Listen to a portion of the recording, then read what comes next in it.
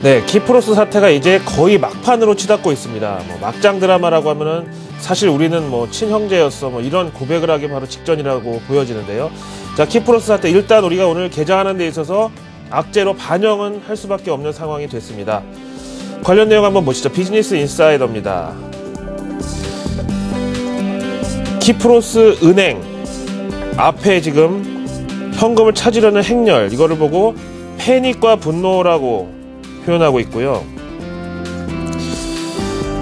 줄을 서서 막 지금 예금을 찾아가고 있는 이런 상황인데, 은행 앞에 지금 뭐 주차를 할 데가 없어서 차들이 지금 빙빙 돌고 있고요. 좀 이런 상황입니다. 그런데 그마저도 가장 큰 대표 시중은행이 예금 지급을 정지했다고 또 속보가 나오고 있습니다. 가디언지 라이브 섹션 보시죠. 바로 넘어가겠습니다. 지금 보시면은 뭐 반대한다.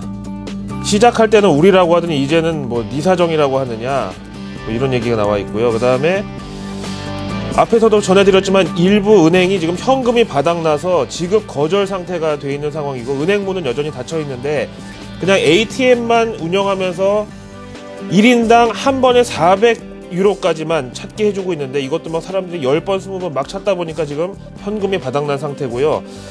그 다음에 키프로스 의회 표결은 원래 새벽에 예정돼 있었는데 하루 더 연기가 됐다는 소식이 전해지고 있습니다. 키프로스 현지 언론으로 가보시죠. 키프로스 통신입니다. 모스크바 협상이 여전히 안개 속이라네요. 어제 말씀드렸지만은 앙겔라 메르켈 독일 총리의 만류에도 불구하고 키프로스 재무장관은 모스크바행 비행기에 올라탔고 이틀간 머무르면서 모스크바와, 그러니까 러시아하고 협상이 완전히 타결되기 전에는 모스크바를 안 떠나겠다고 했는데, 두 번째 협상까지도 지금 결과가 나오지 않는 상태에서 안개 속입니다. 발표를 하지 않고 있습니다. 다음으로 키프로스 중앙은행은 파산을 고려하지 않고 있다, 이렇게 얘기가 나와 있고요. 이제 플랜 B를 마련하겠다. 그 다음에 조금 내려와서 보시면은 긴 밤이 될 것이다 라는 키프로스 외교통상장관 EU 담당 사무관의 인터뷰 내용까지 나와 있습니다. 현지 전문가 의견 들어보실까요? 키프로스 국립대학 금융전공 교수인데요.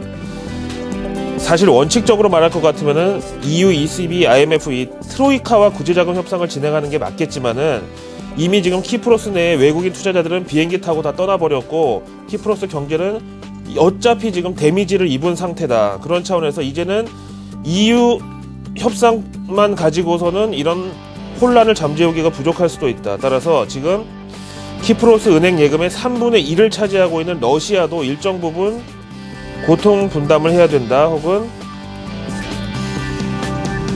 차관 내지는 원조를 지원을 해줘야 된다. 러시아도 이제 여기다 같이 힘을 보태야 된다. 저런 얘기가 이제 나오고 있고요. 일단 이제는 트로이카 한쪽의 도움만 갖고는 안 되는 상황이다. 러시아까지 여기서 지원을 해줘야 된다. 근데 러시아하고 EU 관계가 어떤지 잘 아시죠? 맨날 나토군 가지고 막 분쟁하고, 저번에 뭐 그루지아 때도 막 싸우고 막 이랬었는데, 지금 어쨌든 상황이 좋지가 않다는 거 이렇게 나와 있죠. 자, 다음 내용 보시겠습니다. 그렇다면 유럽연합 측의 입장은 무엇인가요? 어제만 해도 서로 우리한테서 좀 도움을 받아가라, 구제자금을 우리한테 받아가라, 이런 입장이었는데, 이제는 EU도 막판 최후 통첩을 하고 나섰습니다. 월스트리트 저널 보시죠.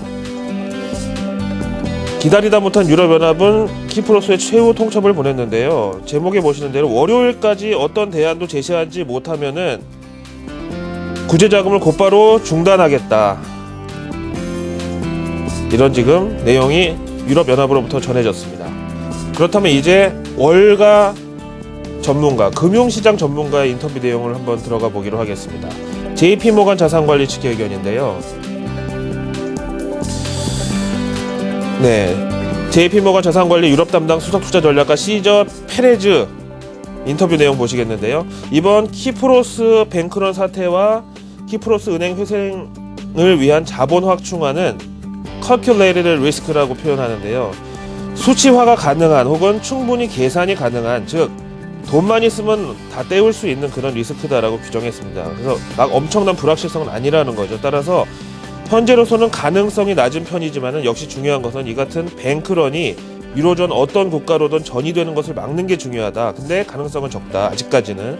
그러기 위해서는 키프로스 정부가 협상을 통해서 어떤 방법으로든 구제자금을 다시 수혈받게 돼서 이게 시중은행에 공급이 되고 은행문을 다시 열어야지 어떻게든 신뢰감이 회복된다. 따라서 요걸 보다 보니까 지난해 그리고 지지난해 우리나라 저축은행 사태를 보는 것 같은데요. 중요한 것은 고객들한테 신뢰를 어떻게든 다시 심어주는 과정이든 혹은 뭐 정 불안한 사람한테는 아무렇지도 않게 그냥 가져가라 돈 빼주면서 큰 고객은 어떻게든 유지하는 것이든 뭐든 결국은 다 돈이 든다는 게 이제 중요한 거죠. 근데 그 돈이 어느 구멍에서 나오느냐, 양쪽에서 다 나오느냐, 아무 쪽에서도 안 나오느냐, 지금 이 얘기인데 앞에서 말씀드렸는데 거의 이제 막판 진통으로 치닫고 있고 이제 뭐 출산 결과물이 나오는 게 얼마 안 남았다 이렇게 말씀을 드리겠습니다.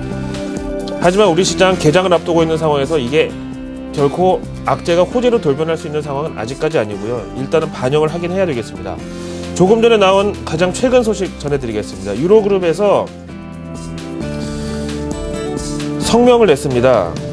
밤새도록, 우리 시간으로 밤새도록 유로그룹 즉 유로존 재무장관들은 지금 보시는 성명서를 발표했는데요. 컨퍼런스 콜 관련 내용입니다. 뭐라고 나왔나 한번 읽어보실까요? 일단 첫 문단에 키프로스 정부가 ASAP 가능한 한 빨리 신속한 대책을 마련만 해주면은 유로그룹은 여기에 대해서 밤이든 낮이든 언제든 뛰어나와서 즉각 논의할 준비가 돼 있다. 그러니까 웬만하면 이제 들어주겠다. 이런 지금 급박한 심경이 들어있다고 볼 수 있고요. 그 다음에 지금 문제가 된 것이 은행세 아니에요? 예금을 건드리겠다는 건데 여기에 대해서 기존에 이 10만 유로까지는 원금 보장을 해주겠다는 이런 안을 우리가 지켜주겠다는 것을 재확인한다. 그러니까 애초부터 10만 유로 미만의 이 서민들 예금은 건드리지 말았어야 했는데 우리가 좀 경솔했다. 이런 입장 표명이 나와 있죠. 자, 이 성명서 내용에 대한 금융시장 반응은 어떨까요? 지금 S&P 선물, 나스닥 선물지수 이제 이 시간 실시간 현재 지수를 한번 살펴보시죠. 먼저 S&P 선물지수 준비됐나요? 0.09% 마이너스. 성명서에 대한 큰 반응이 없네요. 나스닥 선물지수 보시죠.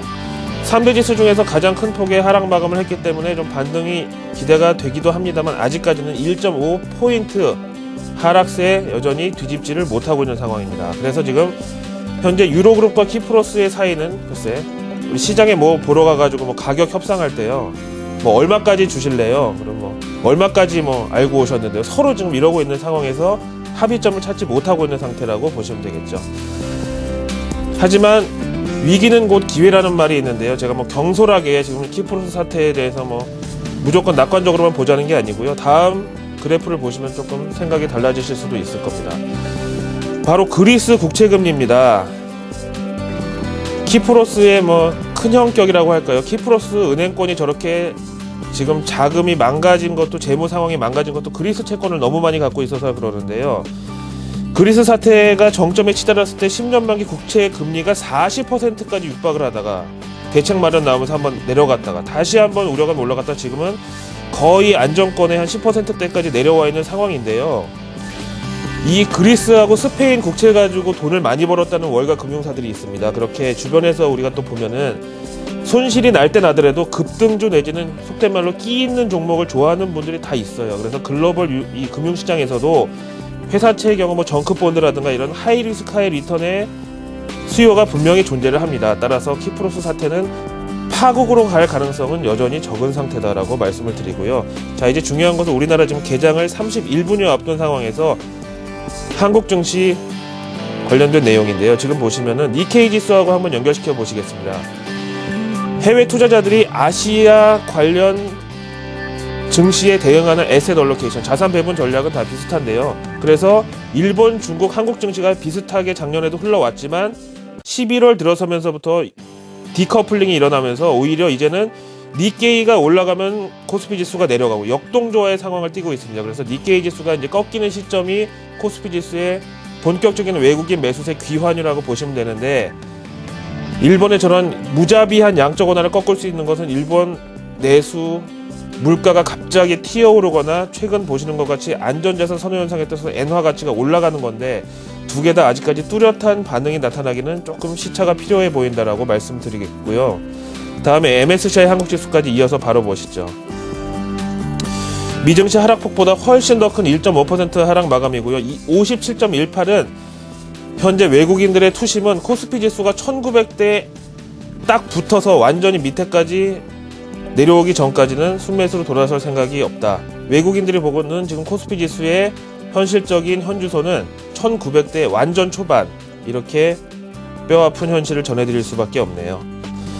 일단 우리 증시 오늘 개장하는데 문을 여는 데 있어서 찬 공기에 또 한번 위축이 될 것입니다. 장중에는 유로화 가치를 보면서 한번 대응해 보시는 게 오늘 어떨까 말씀을 드리겠습니다. 글로벌 마켓나우였습니다.